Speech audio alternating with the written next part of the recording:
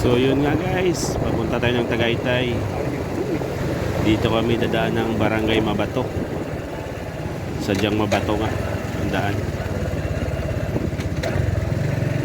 Yung lubak-lubak. Sanay naman tayo sa bundok, kayang-kaya.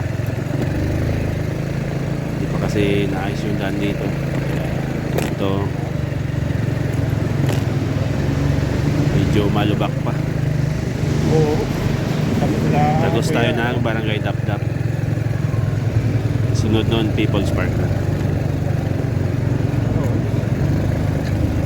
Hirapan yung ating motor, ha.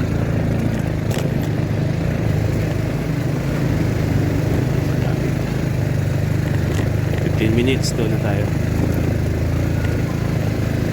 So hindi lang kagandahan yung daan dito. Inaayos pa lang.